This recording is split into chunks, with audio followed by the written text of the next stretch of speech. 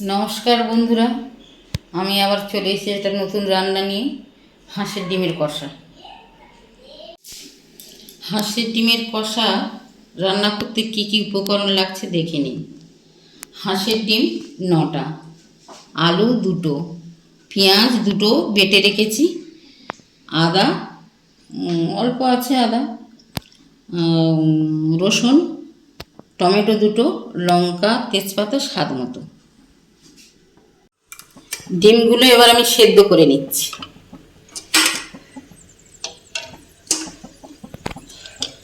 রান্নাটা হচ্ছে আমার সর্ষে তেলে, গরম মশলা ফোড়ন দিয়েছি, আলুটা এবার ভেজে নিচ্ছি। আলুটা নুন হলুদ দিয়ে ভেজে নিয়েছি, এবার পেঁয়াজ বাটা দিচ্ছি,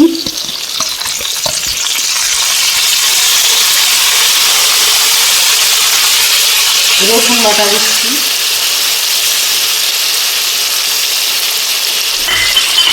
আদা বাটা দিচ্ছি। এবার এগুলো একটু কষিয়ে নেব আমি।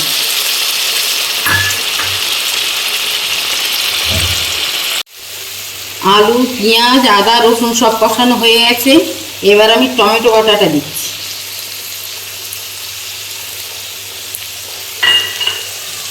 তেজপাতা দিচ্ছি, কাঁচা লঙ্কা দিচ্ছি স্বাদ মতো,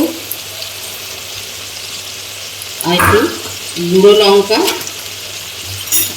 কালারের জন্য একটু গুঁড়ো লঙ্কা দিচ্ছি।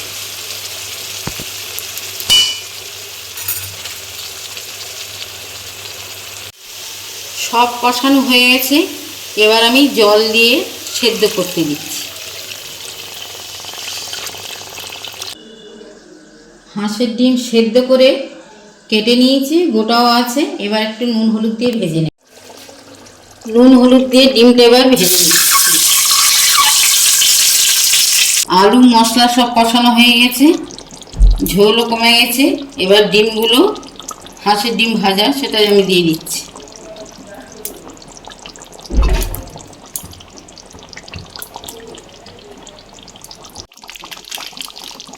ডিমের কষা আমার হয়ে গেছে। এই গরম মশলার গুঁড়ো দিয়ে নামিয়ে নেব।